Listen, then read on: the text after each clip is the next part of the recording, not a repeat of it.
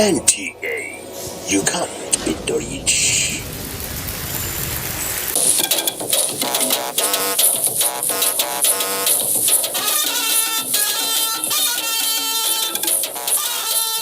NTA News. When the news breaks, we mend it and present it without blemish. NTA News, authentic and authoritative. There is a lot of fake news and report circulating, especially on social media, on the coronavirus. Do not believe or partake in the spread of these fake reports. If it is not on the official website or news from the Nigerian Center for Disease Control, NCDC, disregard such report. Only together can we beat this virus. Only together can we overcome this pandemic. Follow the instructions and guidelines provided to combat this virus. Most importantly, stay at home. Self-isolate, regardless of your status. The virus doesn't move unless we move. Let us work together to better Nigeria. Together, we can do this. This message is brought to you by the Nigerian Television Authority, NTA, Africa's largest television network.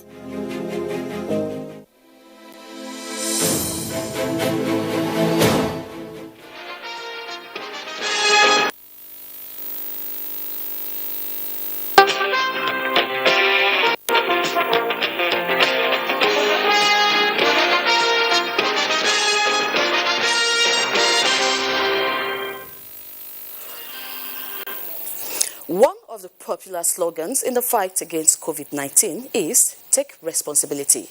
Studies over time have shown that it is not only in the prevention of COVID-19, citizens should take responsibility if we are to get the best from our environment while preserving our natural resources. On Panorama from NTA Port Harcourt Network Center, our focus is on environmental safety, citizens' responsibility. I am Deepa Barry Sidoma Weke. Welcome.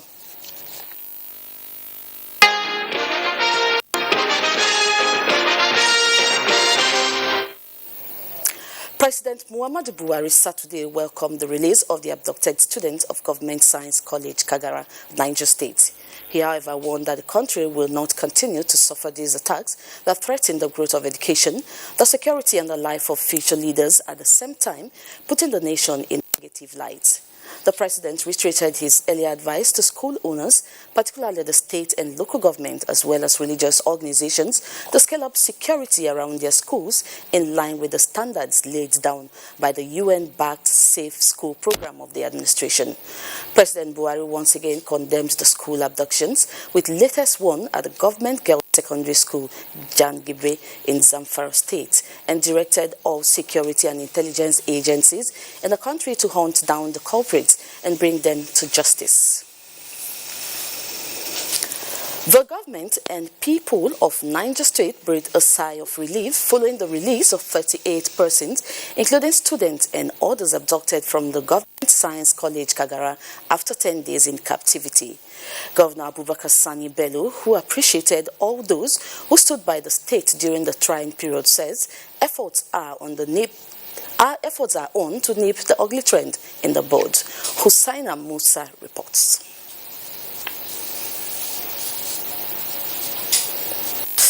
I am going. The return of 38 abductees, comprising of 24 students, 6 staff, and 8 non-teaching staff who regained freedom after 10 days in captivity.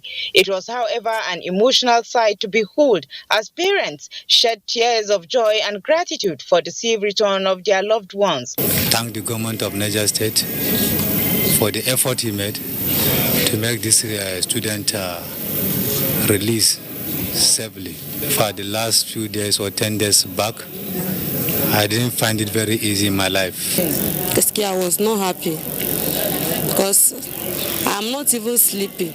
By hearing and I saw my children with my naked eye, our sister and our 5 children.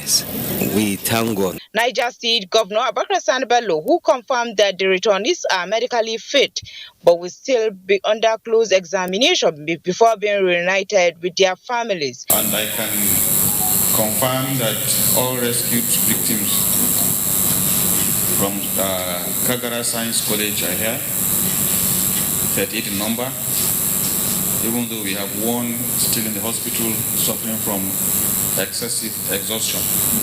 He also spoke on the commitment of government at all levels to curtail the menace. We are putting in place a system to look at the causes of these events. In the next few days, in the course of my conversation with major stakeholders, I hope we will find solution to this bastardly act. The governor thereafter interacted with the abducted students, staff, and their families. Emina Hussein Musa, NTA News. Free International District 9141 is spearheading the new 7th agenda of the club to combat climate change and environmental degradation. At a virtual conference in Port Harcourt, environmental experts proffer solutions to the emerging environmental challenges facing Nigeria and the world at large. Robinson Derataide has the details. The program was organized by the Rotary District 9141, covering rivers, Bayelsa, Edo, and Delta states. It is aimed at ensuring that everyone is sensitized to ensure that the environment is preserved for the use of humanity. In June 2020, the Rotary International Council of Legislation introduced the 7th area of focus to create awareness on climate change and environmental degradation arising from oil pollution, rising sea level, erosion and landslides, as well as disappearance of mangroves. The disposal of plastics and toxic waste into the ocean, resulting to about 8 million metric tons yearly, experts opine does not only endanger marine lives, but have adverse effect on human health. That having the capacity to undertake projects that enhance the environment will make Rotary more relevant, more attractive to younger Rotarians. We're witnessing erosion because of rising sea levels, but also witnessing erosion, landslides. Attention is not drawn to the issues we have of disappearing mangroves. Animals are dying, our fishes are not there, the mangrove forest is not there anymore, people are ill. Some of these plastics are small, colorful and what have you. Aquatic animals consider them as food and they eat them. Birds of the air perch in the ocean and they eat them. In turn, we eat them. And these things gets into their tissues and us. And then you have high increases of cancer. Whether it's from generators, the things we burn, all the other things we do also reduce it, especially vehicles that emit a lot of smoke. It's fair to say, and it's no secret, Hyprep are struggling. So we've been asked by the President of Nigeria to stay for another 5 years, restructure and strengthen Hyprep and lead this cleanup. The theme of the conference is getting everybody involved to protect our environment. In Port Harcourt, Robinson Derataide, NTA News. The environment and health of Nigerians will continue to be endangered by the lack of political will from authorities to address issues of gas and industrial waste pollution. This was the thrust of environmentalists as they condemned the unabated occurrence suit in Rivers State while urging residents to take precautionary measures. Again, Robinson Derataide has the details.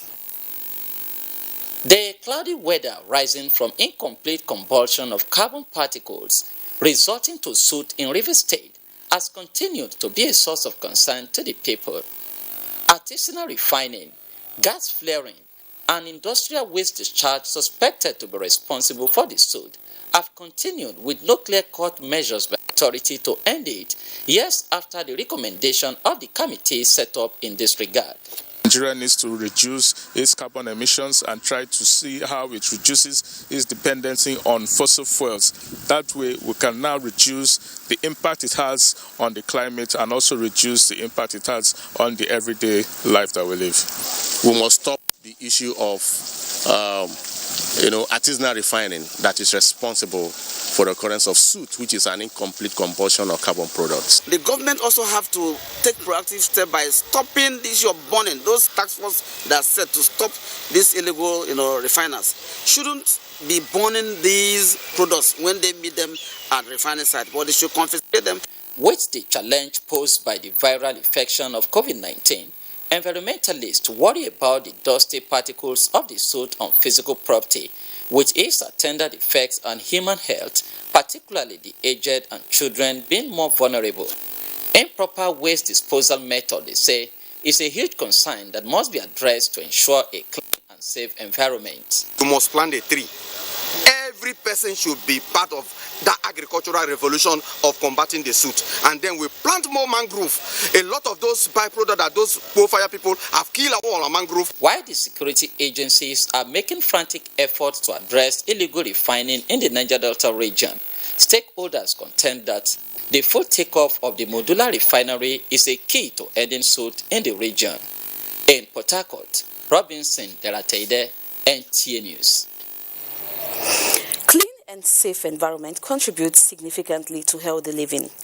With the twin challenge of soot and COVID-19, which residents of Port Harcourt are currently contending with, discussing citizens' action becomes paramount. To bring the necessary intervention is Mr. Ayuba Francis Jacob. He is the Zonal Director, National Environmental Standards Regulation Enforcement Agency, NESRA. You're welcome, sir. It's my pleasure. Okay. Let's start. What are the citizens' role in ensuring safe and clean environments? You just watched that report now. Yeah, thank you very much. The President's Task Force on COVID-19 and all the states on this COVID-19 has been doing a great job. The President's Task Force, of which my mother ministry, Federal Ministry of Environment, and my agency, NESRA, has actually been playing active role. Of recent, we went out on awareness creation to all health facilities on a proper way to dispose their waste. Of course, citizens' role need to obey all the protocols for their safety. Okay. How then can we manage COVID-19 and soot? We are really suffering that in River State. Yeah, you've had. Let me start with the soot issue. The cause of the soot might not be necessarily illegal refinery. There are other sources, like burning of tires and vehicular emissions, because studies have shown that emission from transportation has always been the major cause of air pollution. But unfortunately, in the Niger Delta oil producing area, we are witnessing this soot, which is could be hazardous to the vulnerable ones, the children and the elderly, as we've had.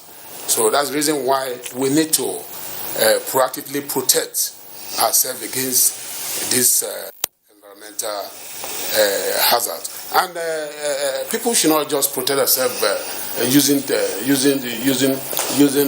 nose masks. Okay. The soot alone. We should protect ourselves against the soot alone. We are talking. Some people are saying there is no COVID-19, but what about the soot we are seeing? Okay. We need to protect ourselves against this soot to avoid so many respiratory infections and some other hazards to our health. Okay. You talked about preventing soot. You said we can prevent COVID-19 and all that. So how do we go about this soot thing? Yeah, are there measures, precautionary measures to take? From the report we just had, sometimes in 2018, sometime precisely October, there was a presidential tax that was set up, of which my ministry and my agency were part of the committee. They were here and deliberated on how proper this soot could be managed. Okay. And there are a lot of recommendations that were proffered. Okay. And of course, one of the recommendations building of modular refinery, which I want to appreciate the federal government and the people who are involved, that they've started. And the other recommendation is to carry out awareness and, of course, to go to the source, the point source, of which my agency is not directly involved in that. We have an agency that is involved in that, which is NOSTRA, National OSP Response and Detection Agency. Because my agency don't have mandate exactly to do that. It's only not because it's oil and gas. Ours is on environmental matters. So NOSTRA, as an agency, another sister agency, involved in Okay. that. My next question, some people are still living in doubt of the existence of COVID-19. So they have refused to adhere to the rule of wearing the face mask. So what do we do about that? It's just unfortunate, it's just unfortunate that people are saying there is no COVID-19 and seeing number of people, the number of deaths all over the world and even Nigeria. You see, what we can do is just to enforce the law. Enforce the law. And I'm happy that the federal government has given an order that the law should be enforced. Right. When people are enforced and punished for not doing what they ought to do, then it shows deterrence to others. They need to be enforced. Without enforcement, people will not comply. So I strongly recommend enforcement on the wearing of masks and other protocols to be washing of hands and social distances and other protocols. Okay. All this should be enforced. Okay. Yeah. So how do by the states? Should not be left in the hands of federal government. By the state. Okay. Since the federal government has started, let it be replicated all over the states. Okay. So how do we dispose of these face masks? Because some people keep wearing them and wearing them. Yeah, that's a very good question. People. We have two types of masks.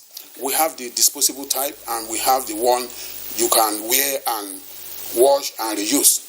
But I will talk more on the disposable type. People, you use it 1 or 2 days, depending on how often you use it, and you dispose. But unfortunately, people don't dispose these face masks appropriately. They dispose anyhow, and the primary waste collectors come, collect, and wash, and reuse. And again, not only individuals. When people dispose, where does this face mask go to? End up at dump site. Dump site that is not properly managed. And people go there, scavengers go there, empty-handed, bare hands, without the appropriate personal protective equipment, and pick. Because disposable face mask is regarded as one of the pathogenic material of COVID-19. So they should all be disposed appropriately and managed appropriately. Okay. Let's talk about the next one, the issue of addressing indiscriminate waste disposal. How can we effectively do this? Because it's everywhere. Yeah, it's everywhere. Studies have shown that the greatest environmental issue in developing countries, Nigeria inclusive, is sanitation and waste control. That has always been a problem in this country, improper waste disposal. And of course, you see, especially during rainy season, you see people disposing their waste indiscriminately to drainages, blocking our drainage channels. And some governments have been doing their part, but government still needs to do more. Because during our compliance monitoring and weekly awareness, people said there was nowhere to, government has not provided receptacle for them. That's why they discharge into drainages. So government can still do more by providing waste bins in strategic places so that people can discharge their waste. And of course, not only discharging their waste, and the waste collector, the registered waste collector, should be up and doing by evacuating this waste as at when due. Okay. But there is on the median, this waste was supposed to be on the median, and at that point you see scavengers go. So how do they contribute to affecting the environment? Because these scavengers go there to open up these bags. Yes, that has always been our observations, because based on the policy of the state, and people come to discharge their waste on the midday, and by evening the scavengers, because they are looking for what to take. Because when you say waste, a waste to you might be a raw material to the scavengers, so they are looking for things that they can gather and sell, right? And in the process of scavenging, they lose all the waste that have been gathered in poly bags and litter the street. But I'm happy that the state government, through their waste managers, by 7, 8 in the evening, they go and evacuate. Okay. By the next morning, you wouldn't see. Yes, you wouldn't see. Your final word: synergy among concerned authorities. How effective is it? It has been effective. As you can see, we've been as one of our mandates to collaborate with relevant stakeholders like news media, like NTA. We're doing that, and it's been effective. And other relevant stakeholders in the areas of environment, and it's been helping because we believe next year cannot do the job alone, except in collaboration with other relevant to put them together to get the job done. Thank you very much, Mr. Ayubu Francis Jacob, for coming on the program. It's my pleasure. Thank you very much. It's my pleasure. We'll take a short break now. Panorama continues right after the break. Stay tuned.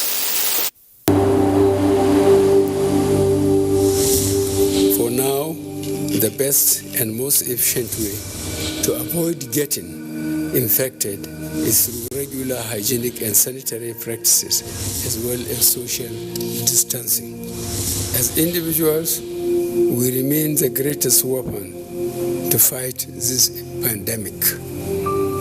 By washing our hands regularly with clean water and soap, disinfecting frequently used surfaces and areas, coughing into a tissue or elbow, and strictly adhering to infection prevention control measures in health facilities, we can contain this virus.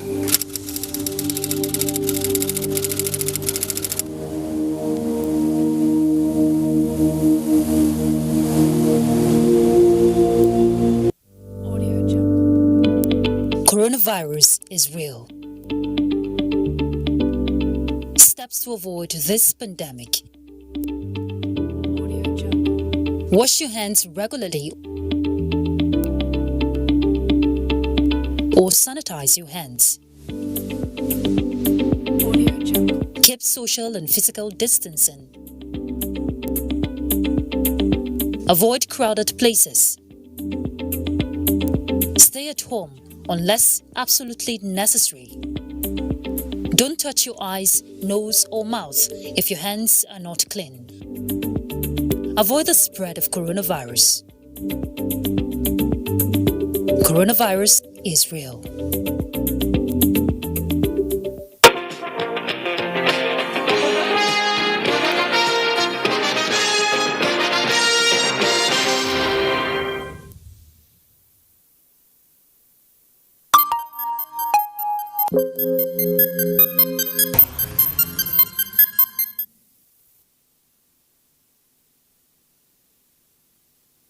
On COVID-19. On the 27th of February 2021, COVID-19 were recorded in Nigeria. To date, 155,417 cases have been confirmed, 133,256 cases discharged, and 1,905 deaths have been recorded.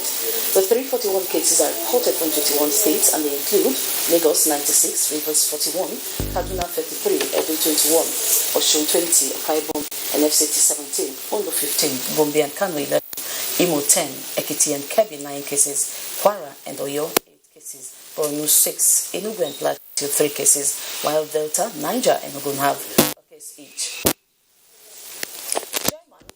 Chairman of the Presidential Task Force on COVID-19 and Secretary to the Government of the Federation, Boss Mustafa, has confirmed that the expected 4 million doses of the Oxford AstraZeneca COVID-19 vaccines will arrive the country on Tuesday, barring any change in plans. The SFG made this known in a video message released to the media late Saturday night. I assure you that the vaccines are coming, and they are coming very quickly, barring any change in the delivery plan that has been released to us by UNICEF.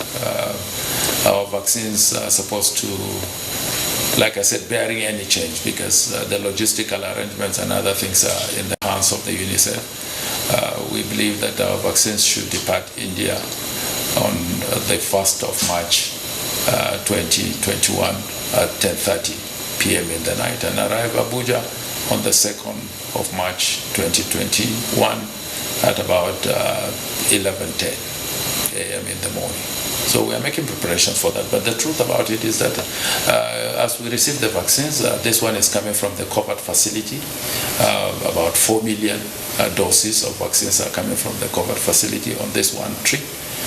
We're supposed to have about 60 million in the first quarter from the covers facility. And expecting by the time they supply all the range, we are expecting that they will supply about 84 million doses from the covers facility, which is free of charge and is supposed to cover about 20% of the Nigerian population. We also have another source of vaccines coming in from the AVAT facility, which is the African Vaccine Action Team. We are expecting about 41 million of that, a combination of AstraZeneca and Johnson & Johnson.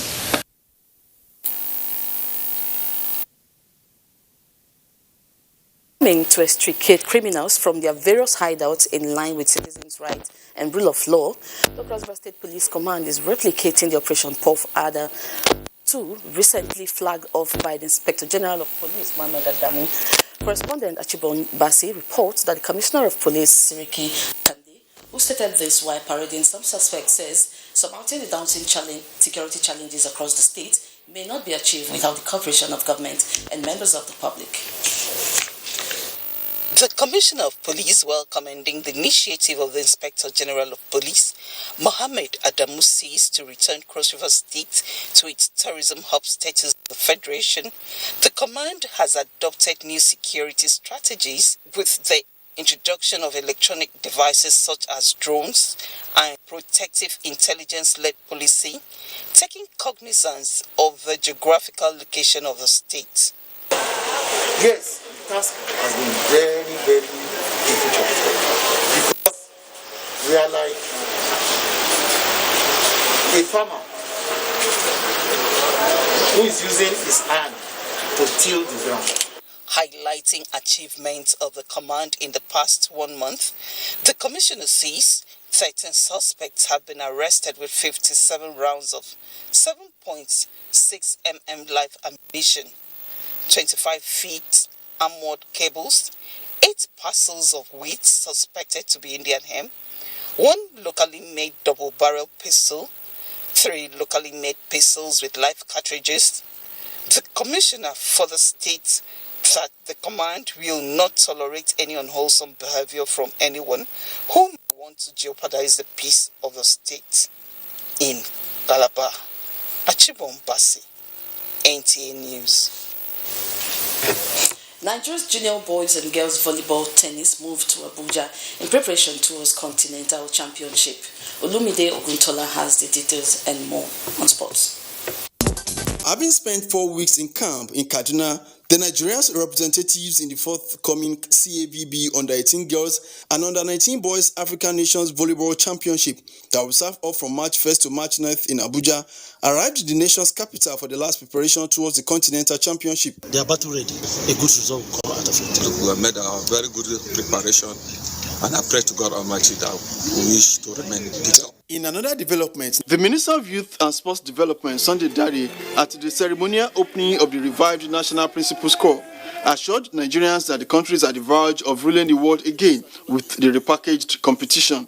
We hope that by doing this country can begin to create an industry of talents. And from there, we can look forward to getting more talents that will take over from the aging legs. We have also added a few other sports so that it's not about football only. These youths will be assisted and they will be off the streets. Still on football, Abia Warriors consolidated its league standing with a long victory over Wiki Tourists in a Week 12 match played on Saturday.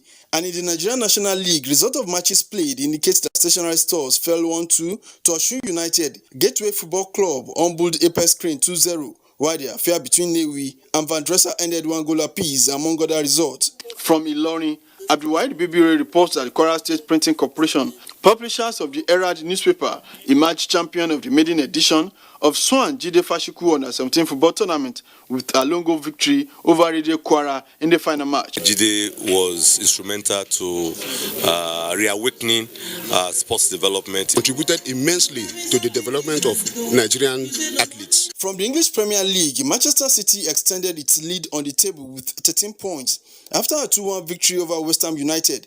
West Bromwich Albion stay afloat in the relegation water with a long victory over Brighton and Hove Albion, among other matches played on Saturday. With sports update, Olumide Oguntola, NTA News.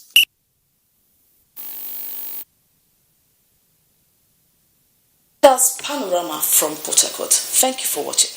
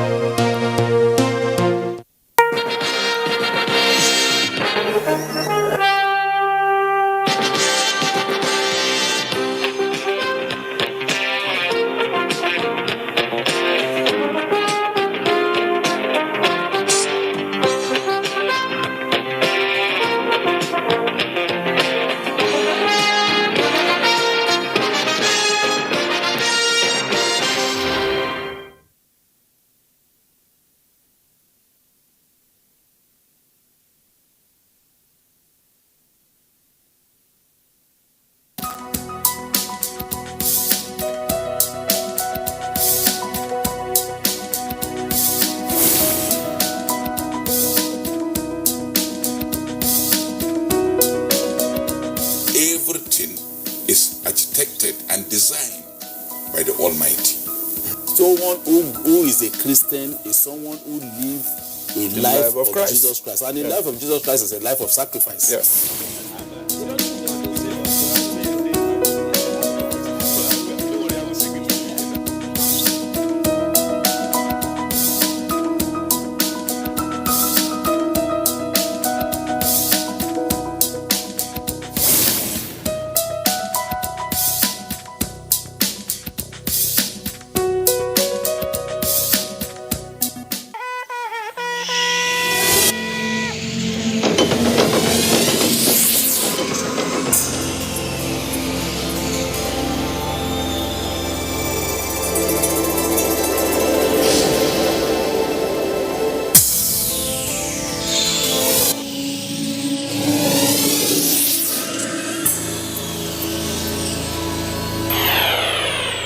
NTA, you can't beat the rich.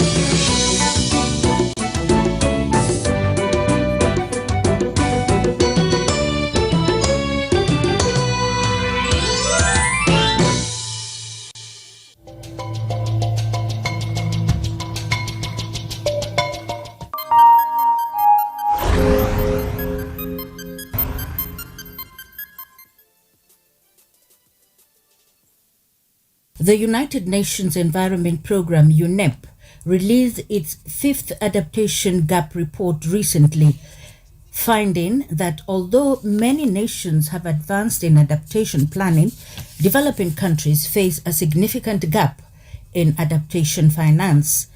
The importance of national level adaptation planning processes, the report notes, is reflected in the Paris Agreement on Climate Change, which commits all countries to report on progress.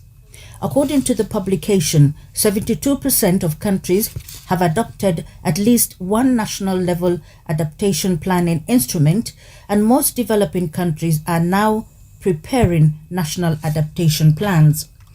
However, as in previous years, the pace at which public and private adaptation finance is increasing is being outpaced by increasing adaptation costs. The United Nations report estimates that developing countries currently face $70 billion in adaptation costs, a number expected to rise to $140 billion by 2030.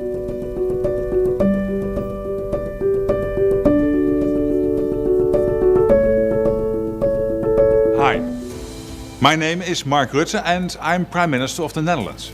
I have an important message for you about our changing climate, about our planet and its people who are experiencing unprecedented heat, rain, storms and droughts. A quarter of my country lies below sea level. For centuries, we have kept our nation safe by building dikes, dams and ultra-modern flood defenses. So we know what we are talking about when it comes to coping with water and extreme weather. But nowadays, simply coping is not enough. Sea level is rising and the weather is becoming more extreme every year. All around the world, people are feeling the effects of climate change, despite our efforts to slow it down. Our climate has changed and we need to change with it. And we have to do it now. If we don't learn to deal with the consequences of climate change, if we can't adapt, the impact will be disastrous. I'm an optimist and I believe we can adapt to climate change if we work together.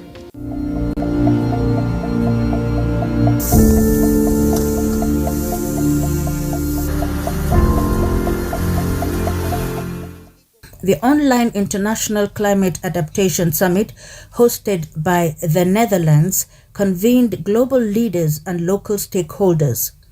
It saw the launch of a comprehensive adaptation action agenda.